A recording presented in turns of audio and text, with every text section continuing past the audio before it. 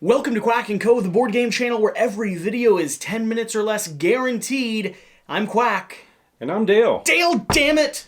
We've been through this a few times. I'm a human. One more time.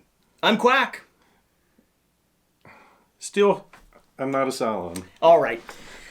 Not going to try to correct him anymore. This is Quack&Co, and today we're talking about Battlestar Galactica. I just had the chance to play this for the first time. You drove down to hang out for a few days, teach us how to play this Grail game. This is a $250 game if you want the original with some of the expansions included, or the 2 expansions included.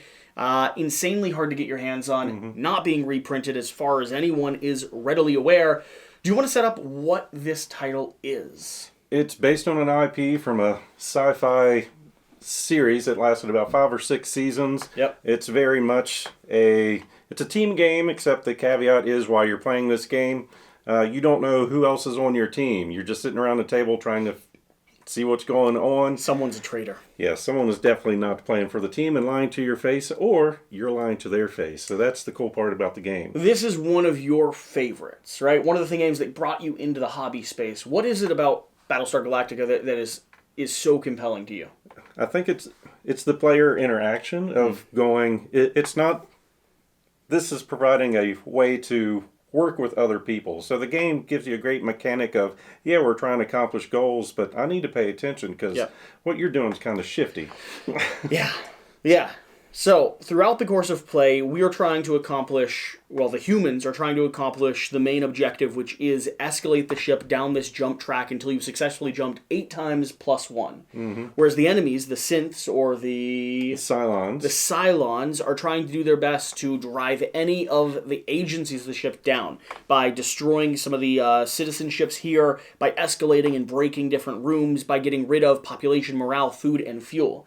The way the game will actually activate is you're going to be drawing up from a series of political leadership tactics, piloting, and engineering cards, taking 2 actions on your turn to utilize some of those cards, go to different rooms, kind of de-escalate the pandemic-style situation on the ship, and then at the end of your turn, you're going to be drawing a card that's going to have conditions on it. These conditions typically involve you contributing cards into a shared pool with a series of different numbers on them. These cards relate to different colors. Those colors relate to different objectives you have to meet. And if you don't meet those objectives, worse things happen. So this game is very much, something bad is probably definitely going to happen, but something worse will happen, and you're trying to figure out who's putting in the bad cards. So I've played once. Dale has played multiple times and owned the game for multiple years. But do you remember back, what was or still is your first impressions when you dig into a game of Battlestar Galactica? Why are you excited to share it with new people?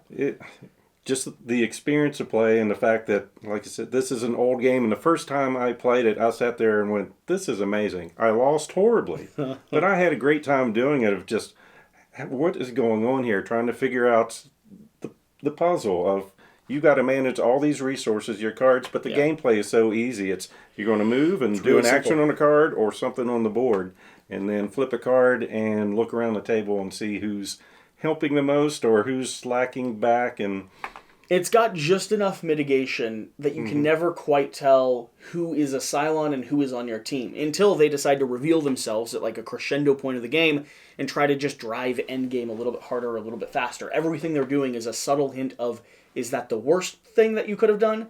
Or is that the second to worst thing? Or did you draw up 2 cards and you didn't have any option and you're just playing the best possible solution, which is terrible for us, but I understand the position you were in. Yeah, and the game has so many things going on. It's not, well, that's definitely the best thing to do. There's always, well, yeah, I can see why he wants to do that. I would have rather him do this, but maybe, yes. Yeah, this is such an insanely compelling game. So I now want to pick up a copy of Battlestar Galactica. I really liked the gameplay. First impressions, my gut check on this is that it is one that I want in a core. We'll probably, we play board games for a living. The reality is my core collection will probably be something like 250 titles. Once we get it all narrowed down and make decisions between big and small and what'll get tabled now and later, I think 250 is kind of reasonable for someone that works in the hobby space permanently, because there's 1,000 games that come out every year. Especially considering the price of most games that come out now. Yeah, and so Battlestar Galactica is one of those that I would really like to be in my core collection. Now, I'm going to have to source and find and get my hands on a copy of it, but this was just such a cool experience.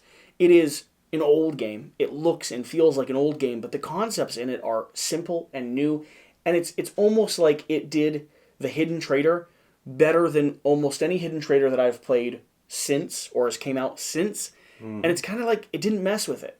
It was trying to do Hidden Traitor really well, and it didn't overcomplicate, didn't make it too messy, and everything since then has like referenced Battlestar Galactica and been like, great, now let's add 20% more. Or now let's twist the pie a little bit. And there's other games that I'm compelled by. There's other games that are in this genre that I really enjoy, but I'm hard pressed to say that this isn't the best, if not one of the best in this genre, in this class of game. Now, it doesn't beat out, for me, it doesn't beat out some titles in the hidden movement genre of games, things like Beast or Mind MGMT, and it's just a different puzzle. But when it comes to things like Werewolf, there's a pirate version of this game that's certainly inspired. It has to be. This is just, it's tight, it's accessible, it's clean, it plays well, and it has history on it. It has context. Like, I don't know Battlestar Galactica. I should go watch the TV show. And honestly, the components are kind of shoddy for today's market. I understand back then they were top notch. Yeah. And then you mix in the stuff that, like, there's not a player aid and stuff. There's things that are middling. There's things that are complaints. There's things that make it a little bit rough.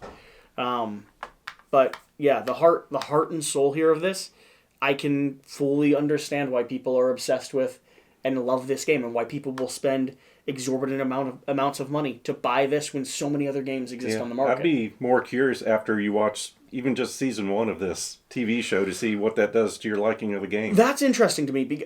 Why did watching the show invest you in this even more? And the common sense answer is because, well, you now know the characters, right? But was the show good enough to justify the board game? Is the game compelling enough to tie into the events of the show? Like, what's going on here? I mean, to me, it was a B-type series. I mean, it wasn't one of those things you'd expect to see really out there, but getting just the theme and bringing that back to what they did with the mechanics of this game to meet the IP is just, I don't think they could have done it better. Interesting. You say it's one of the most thematic games you've ever played. Oh yeah, and that won't change. I don't see that happening. Why is that? What is like pulling at your heartstrings here when it comes to theme? Because you know me, I love games that are either heavy theme with direct flavor text or heavy theme with emergent storytelling, and this is one of those that I think has actually a really quite a good amount of emergent storytelling. Yeah, it came down to, as humans, you're just trying to survive in the TV show. That's all they're doing.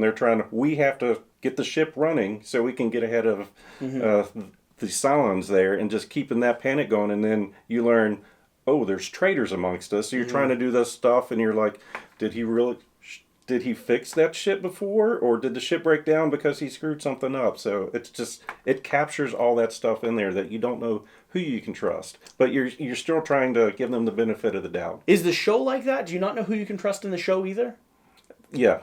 Interesting. You're not sure. I mean, eventually you find that out. Show. So some people you definitely know, yes, that's a Cylon, but there's other people you find out, I'm not so sure about that. Interesting. So. And it's cool because, like, the event cards that come out, there's a decent size of event card decks that come out, along with just the way the game escalates, what rooms break, what runs out of resources, when and how you use certain actions.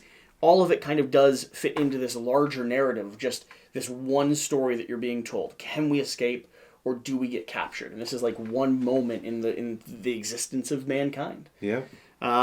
Yeah, this was lovely. I'm so glad I had a chance to play this. This is a game that is now going to be added to, like, my Grail Game list. Games that I really hope I get my hands on at some point in the future.